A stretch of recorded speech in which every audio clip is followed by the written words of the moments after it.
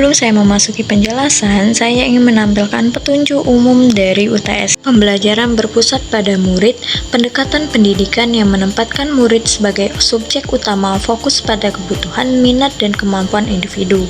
Siswa sebagai pusat, pembelajaran didesain sesuai dengan karakteristik dan kecepatan belajar murid. Kedua adalah peran guru sebagai fasilitator.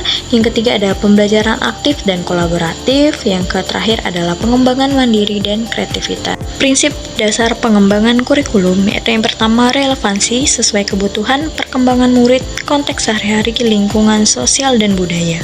Yang kedua adalah fleksibilitas. Pembelajaran disesuaikan kondisi murid, modifikasi situasi, akomodasi perbedaan kemampuan. Yang ketiga, kontinuitas. Berjenjang dan bertahap, saling berkaitan antar materi, kembangkan kemampuan berkelanjutan.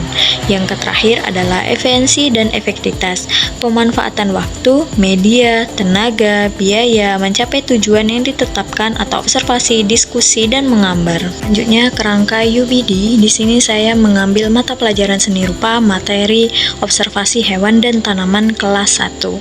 Tahap 1 yaitu hasil yang diinginkan, identifikasi tujuan pembelajaran, murid mampu mengidentifikasi perbedaan hewan dan tanaman, murid mampu menyebutkan ciri-ciri sederhana misalnya kaki, daun, dan bunga.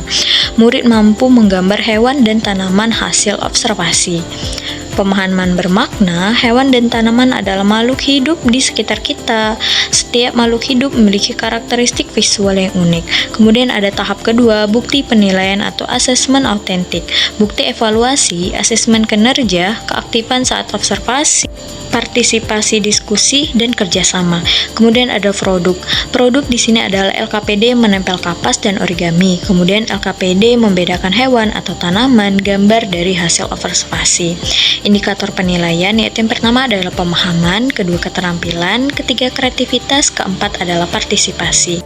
Tahap ketiga dari UBD ini adalah perencanaan aktivitas atau strategi pembelajaran. Aktivitas inti yaitu saya menggunakan model pembelajaran TGT atau Team Games Turnamen, yaitu yang pertama observasi, kemudian diskusi, yang ketiga adalah games, yang keempat menggambar, yang kemudian adalah presentasi kelompok. Kemudian adalah keterampilan abad 21, yaitu yang pertama adalah berpikir kritis, kreativitas, kolaborasi, dan komunikasi. Berikut saya lampirkan rencana pembelajaran seni rupa dengan menggunakan UBD.